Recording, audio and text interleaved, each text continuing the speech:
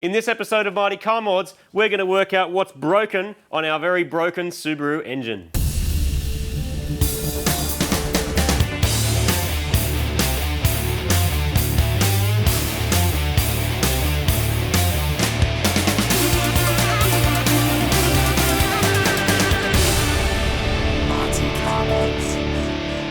Welcome to another episode of Mighty Car Mods. Last time you saw us, we were pulling broken engines out of Subarus, which is apparently not a very uncommon thing. Apparently the only two engines mechanical Stig have never pulled out of a Subaru is my two cars, which means I wasn't driving them fast enough. Did you have broken gearboxes or clutches on both those cars?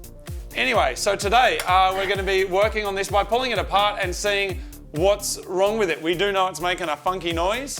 What else do we know, Martin? We know that usually when these make funky noises, it's called a big end. Yeah. And it's always a bad thing, and it always means your motor has to come out.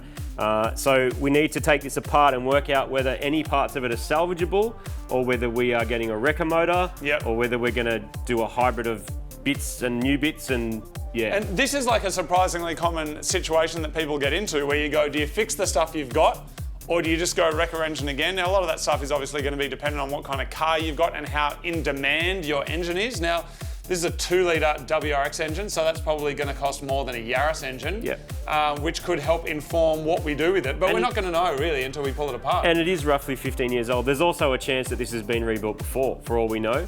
So all those things we're going to work out. It's worth saying also that this is it's a factory engine. It's stock turbo. TD04, little and cute. Yeah, like it's on a mirror. It's been on a dyno to check that it works, but it hasn't been turned up. So that just goes to show it can happen even with standard engines, which sucks, but today we're going to fix it. Yeah. So it's time to pull it apart. So come with us, Subaru friends. Grab your 13mm sockets. And all you Evo owners out there, you can sit and watch what you'll never have to do. See, Benny? Grab your 13mm socket. No one gets it, man. Don't Let's they? just put it on the stand. The Subaru people do. Do they, Benny? Nobody knows what you're talking No, about. they do. They do. Benny nods. They know. Just let's do it. Let's go, peeps. Well, I've got to take that off first. Wow. Oh, well, we don't need that one. Go again. There's 3 more. Benny, is that Loctite? Why would you do that? I don't know. Subaru don't do it. So I don't do it. So this has been off before, surely. 100%. That's not factory. No. The All right. cases have been, it's been apart. Okay. Like that block's been split. Right. Well, that could be good or bad. So what you're trying to say is we're putting an SR20 in it. Marty's favourite sounding engine. Why would He you loves do that? What do they sound like again, Martin? Wait, I could show you what they sound like. Ready? Ready? Are you going to the bathroom?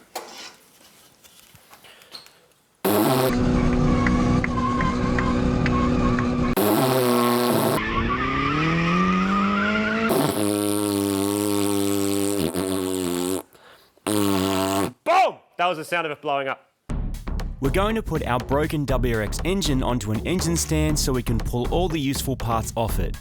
A replacement wrecker engine that you just smash into the engine bay is definitely the easiest fix, but with unknown history and condition, we risk having the exact same issue that we have right now. We're certain that the problem with our current engine is in the block and bearings, so we're going to remove the heads and all accessories in the hope that we can recycle them. A machine shop has agreed to service the heads for us, but they have to be delivered to them straight away. It is easy to be convinced that all Subaru engines are weak and flawed by design, but you have to remember that an entire car and driving experience is not governed by just the engine. A flat engine gives you a low centre of gravity as it's compact and can be mounted low in the engine bay. It's also shorter as you've got 2 pistons each side instead of 4 or 6 in a row. You also get less harshness as the opposing cylinders cancel out vibrations. Oh, that had some flex, hey. The compact engine means a gearbox can be mounted behind it and be perfectly in line with the front wheels, simplifying the all-wheel drive system which has been in Subarus since the 80s and earlier. Subaru dumped their last front-wheel drive car in 1997. I had one and it sucked. Subaru and Porsche are about the only companies still making boxer engines, and while they aren't perfect, they're in cars that people just love to own and to drive.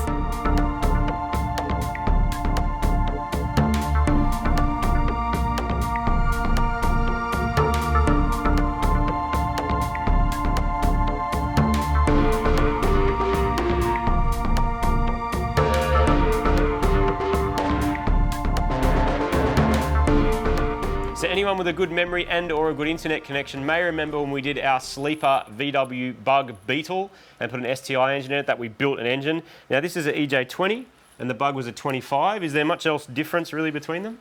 Pretty similar. The physical engine size is the same, but just, yeah, bigger capacity and slightly different head configuration. You can really see as well when an engine is laid out like this, how the boxer engine works, because I feel like if you took that half around and turned it and put it here and then leaned it upwards, you'd have like an inline 4. This is a flat 4 and they've sort of, split it. So the crankcase is here, block is here, heads are there. Are we going to be able to see what's wrong with it? Like, what do we have to do? We'll flip it over and maybe just knock the sump off it and we'll check it out there. I'd say it's going to have metal in it. And that will tell us whether bits of this engine are salvageable or it's a complete bin job. Pretty much, yeah. There are a heap of parts to remove off this engine before we can split the heads from the block. On a stand, they're all easily accessible, and Subaru engineers really did have mechanics in mind when they figured out how to piece this thing together. First, we have to take off all the covers from the exhaust manifold so we can remove it from the bottom of the engine.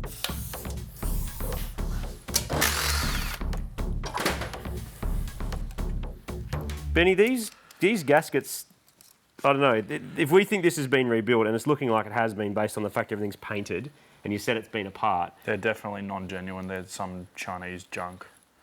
So if that's the quality of the gasket, I can only imagine what the bearing's going to be like. Because that's the thing, if you're saving like, money on a $400 gasket kit, where else are you cutting corners?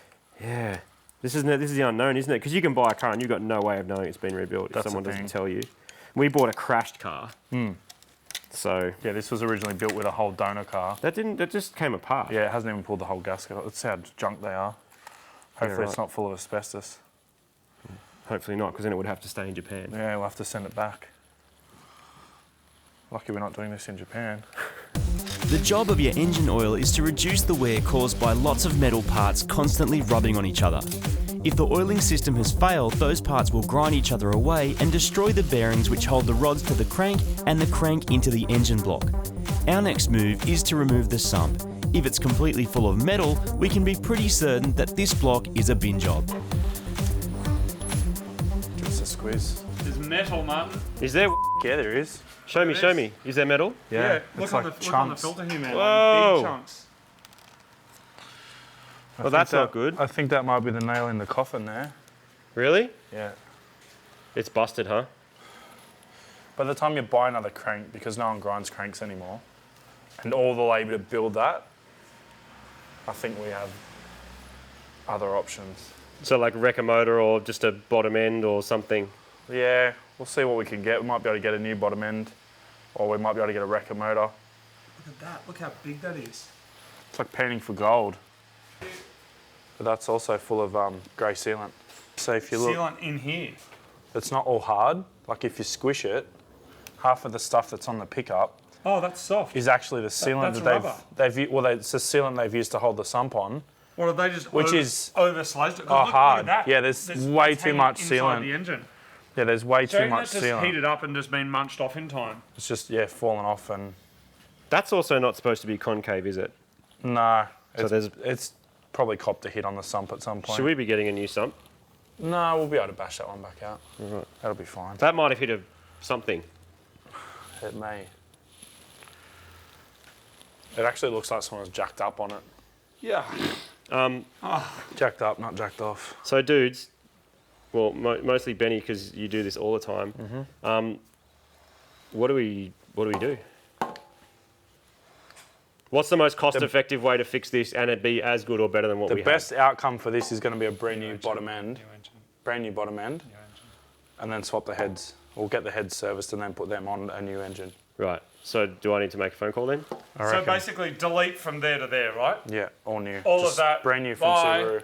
Which means it's factory clearance. Factory assembled, not like brand new. Barry from Gumtree rebuild. Oh, like my RB. Nah, Barry didn't rebuild that one. That's why it still works. Barry just pulled that out of a stolen one.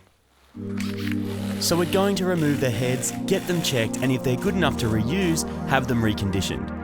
This means we can purchase just a short block and recycle all our other parts. It's as close as you can get to a 0-kilometre engine and should last for well over a decade if serviced and looked after properly. Removing the heads can be a little complicated as the cam wheels and cams need to be removed before we can remove the head studs and take them off the block. We have an extra layer of difficulty being that this engine has been reconditioned before, and not very well. Torque settings haven't been adhered to, so we risk breaking stuff trying to get it undone. Oh, nice one. Are these always tight from the factory, Benny, or do you reckon this has been off and Loctited as well? That's definitely not been Loctited, but they're not the right torque spec. Yeah, because this is hanging off it completely.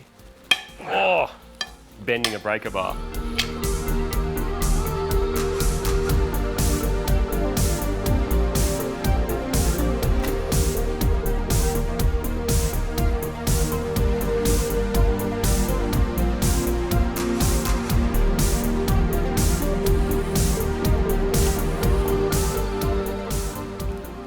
Oh, the sound it makes. It's so The Predator goose Shirley, sound. isn't it? This one's still a little bit doing. It's probably just sitting in the hole. Whoa. All those gaskets have got replaced, weren't they, Benny? So they're throwaways. Yep. Doesn't look too sludgy, probably because it has been rebuilt not all that long ago. The first step is to remove the bolts that hold the camshafts in. You need to move slowly and methodically so you don't have things springing off and hitting you in the eyeballs. With everything unbolted, the retainers and cams can come off.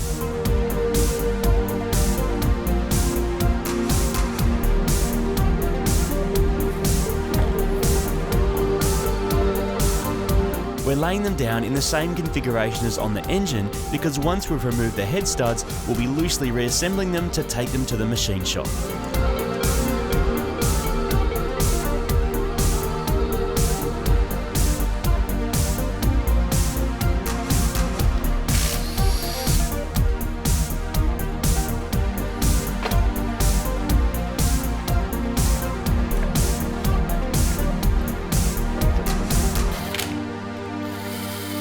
Coming off, man. Yeah, mate, let's pull it This off. is it.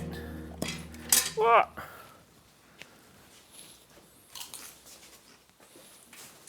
A lot of schmutz in there. Why do you reckon there's so much schmutz in there? Just fuel and... Carboned up from being putted around. So there we have it. We've got our pistons. They're a bit carboned up, but they've also been wet with fuel because it's been only sort of started and idled. But that is our... Really, man? That's our head gasket. So on Subarus, they're fairly well known for blowing their head gasket. No, it's a genuine gasket. It's a genuine, it's good. What the hell? What is it? It's got grey sealant on the head gasket. Why would you put grey sealant on a head gasket? Because you don't know what you're doing. Okay, good.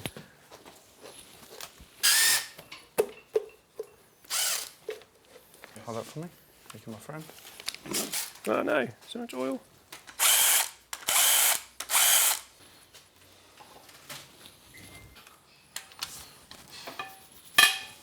All right, Benny, so the head has been disassembled and then reassembled, and there's our head gasket. Head gasket! Head gasket!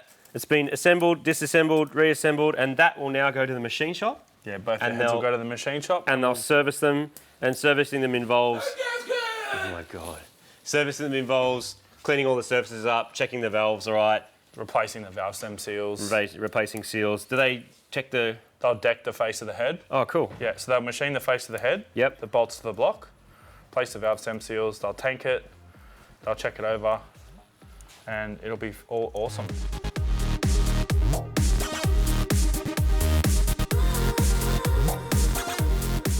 Our Subaru engine has been disassembled. The heads are off, head gaskets are out. And now the heads will make their way to the machine shop where they'll be decked and checked, and valve seats and valve stem seals and all this other complicated stuff that I don't particularly know much about will happen. And then we'll get them back, and in the meantime we work out whether this block is a total write-off, which I'm thinking it probably is. In the meantime Well, we Benny work that thinks out. it is, and he's our resident Subaru owner who's not wearing a flat brim or vaping, It doesn't drive a Forester. which is weird. He doesn't have that weird sticker on the back of his car that all Forester owners have got. What does it say? Like it's like a fake STI thing where there's not the STI. They thought it was a jet they stick. pilot What do they do? They stick like a pink Forester badge on or something. Is that what they do? The L, the Forester. Like a little some extra thing. The F badge. or something? F for Freddy. Anyway, he doesn't do that. No. He knows what he's talking about, don't you, Benny? So some luscious time will beard. pass in the real world by the time you see this again. In the meantime, we've got to work out what's happening with this. I think there's a good chance this will go in the bin and we'll try and find another block, whether that's a new block or a second-hand block or a wrecker block or something. Did we work out what was wrong with it? Because that's what this video was meant to be. Benny just said big end bearings. Big end bearings. Yeah. Okay. It is, it always is. Yep, the metal is the bearings that have just been chewed out. So that's a bin job. We could spend half a day pulling it apart. No. No. You could spend that same amount of time on Gumtree looking for a Yaris. You know what I mean? Like why would you? Because then you wouldn't be able to do this. Have this experience. Would you want to do of this fixing again? your flat 4. Not unless I was building something that's going to be really fast. Anyway. There done. it is. Thank you very much. Thank you. Mechanical Stig, thank you. Thank you very much for bringing What a your legend. Expertise. your Gentlemanliness. ex-bid teas to us. All right, I'm out. So much Subaru. Can you It's good to have some Subarus back because we don't own any Subarus anymore. Well, except that one. That one. Bless you, Benny. That Your one- one doesn't really count though, does it? Why not? It's awesome. Isn't that more a... See you, Benny. I want some wishbone. Good luck with that, mate. Sneezing this shit all over our camera. Blasting with furious fury.